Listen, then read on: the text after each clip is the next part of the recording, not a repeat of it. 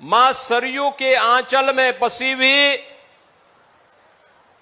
ऋषि मुनियों की साधना से पावन इस धरा को कोटि कोटि नमन करते हुए देश की आजादी के लिए अपना सर्वस्व न्यौछावर करने वाले महान स्वाधीनता संग्राम सेनानियों की स्मृतियों को नमन करते हुए विनम्र श्रद्धांजलि अर्पित करता हूं। बहनों और भाइयों, आज मुझे एक बार फिर जनपद गोंडा में आने का अवसर प्राप्त हुआ है। अत्यंत ऊर्जावान जनपद है। यहां का युवा ऊर्जावान है। यहां का अन्नदाता किसान परिश्रमी है। यहां की बहनें और बेटियां प्रतिभाशाली हैं और यहां का कारीगर और हस्तशिल्पी भी जब भी उसे अवसर मिला है उसने अपनी हुनर की छाप देश और दुनिया तक पहुंचाने में कोई कोताही नहीं की है। जनपद का अपना पौराणिक इतिहास है। इस जनपद ने देश की स्वाधीनता आंदोलन में अग्रणी भूमिका के साथ कार्य किया, लेकिन आजादी के बाद जो अपेक्षित विकास जनपद गोंडा का होना चाहिए था, वह बहनों और भाइयों, वह विकास तुष्टीकरण की भेंट चढ़ गया, अराजकता की भेंट चढ़ गया, भाई भतीजेवाद और जातिवाद की भेंट चढ़ गया और उसी का खामियाजा गोंडा जनपद को भुगतना पड़ा।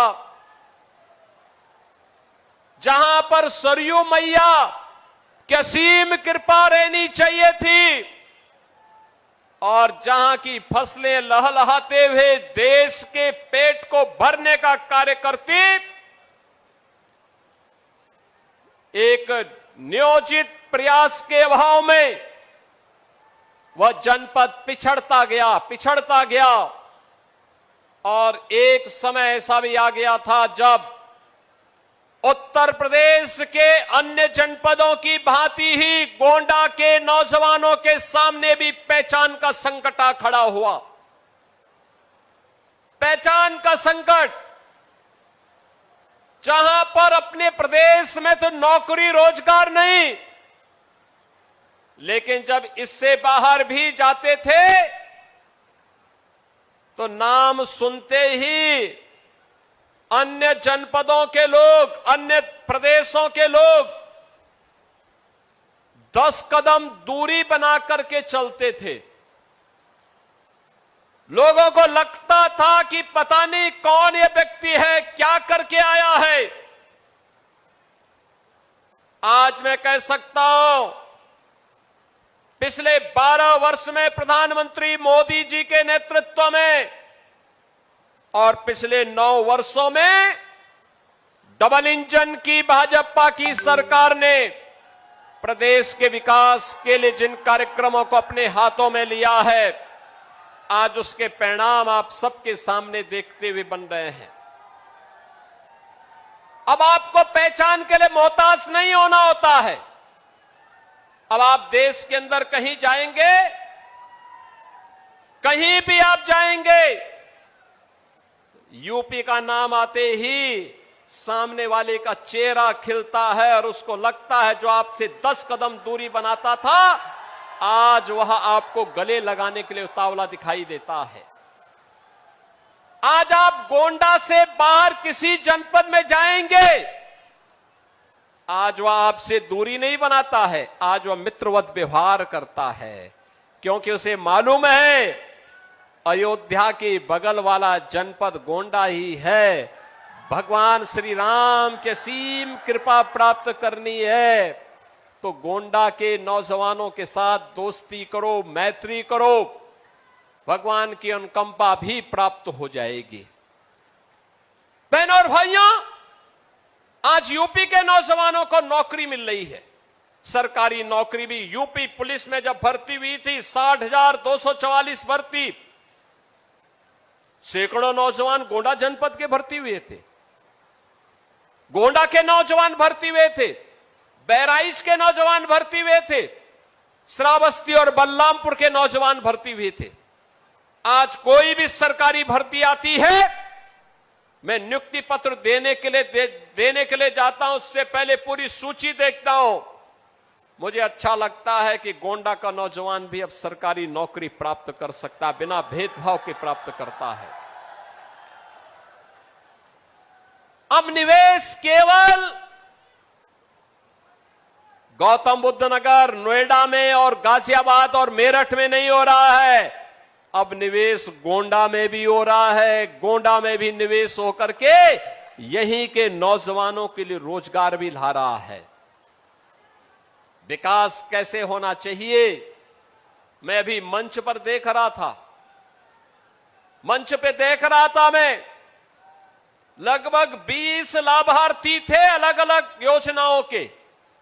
किसी को प्रधानमंत्री आवास योजना, किसी को मुख्यमंत्री आवास योजना, किसी को स्वच्छ भारत मिशन में शौचालय, व्यक्तिगत शौचालय का लाभार्थी बनकर के कोई आया, कोई आयुष्मान भारत की सुविधा प्राप्त कर रहा है,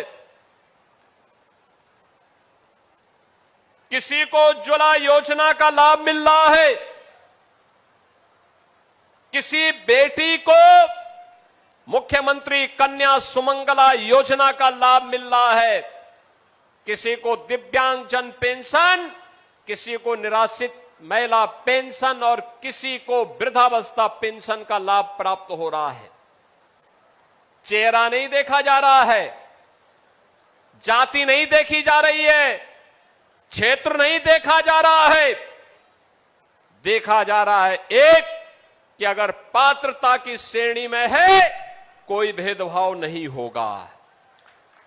हर पात्र व्यक्ति को, वह किसी जाति का हो, किसी मत संप्रदाय का हो, अगर वह पात्रता की श्रेणी में आता है उसके साथ कोई भेदभाव नहीं होगा, उसको योजना का लाभ दिया जाएगा। और यही तो मोदी जी ने कहा था, सबका साथ और सबका विकास।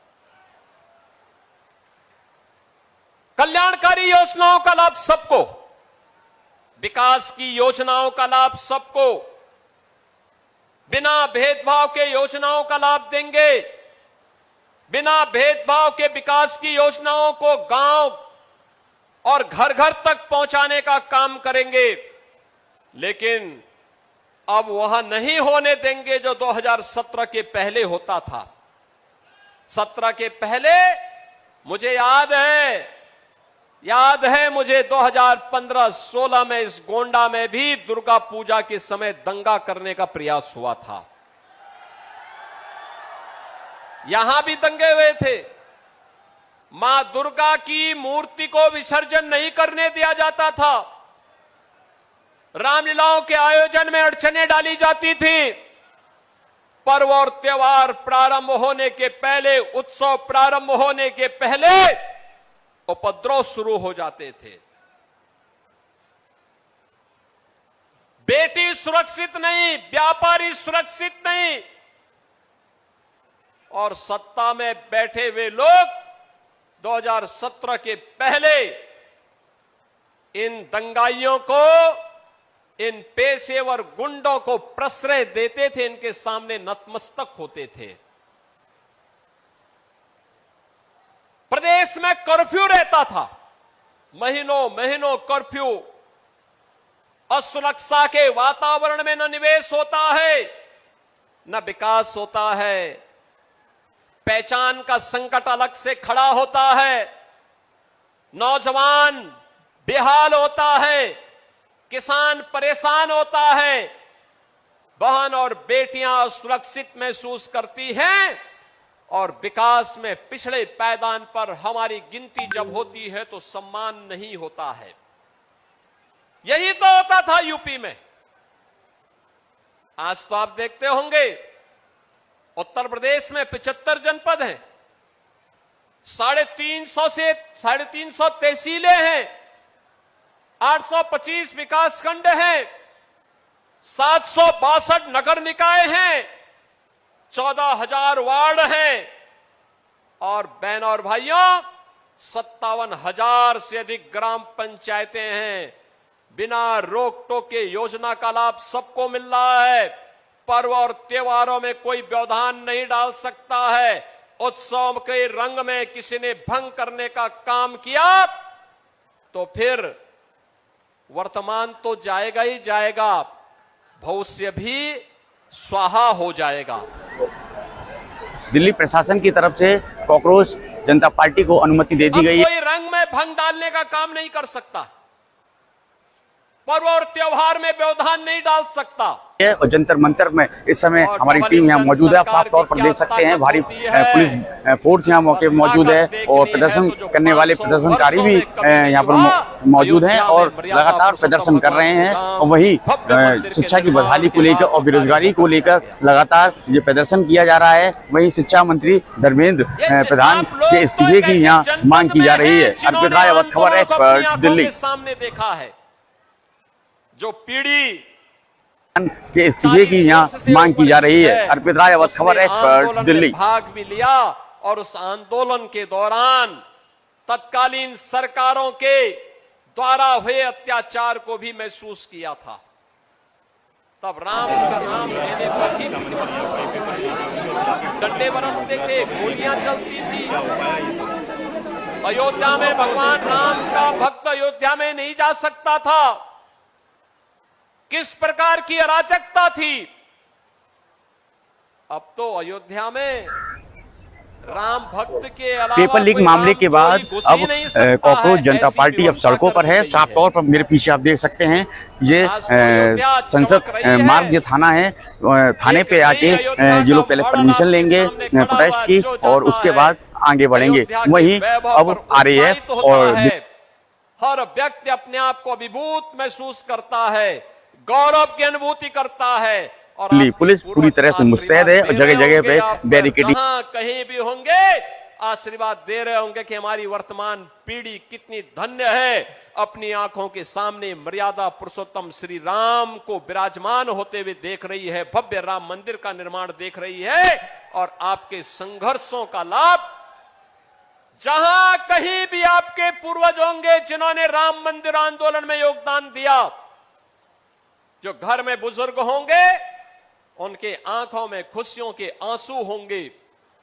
जो स्वर्ग सिधार गए होंगे उनमें इस बात की संतुष्टि होगी कि जो काम उन्होंने अपनी आंखों के सामने नहीं देखा है उनकी वर्तमान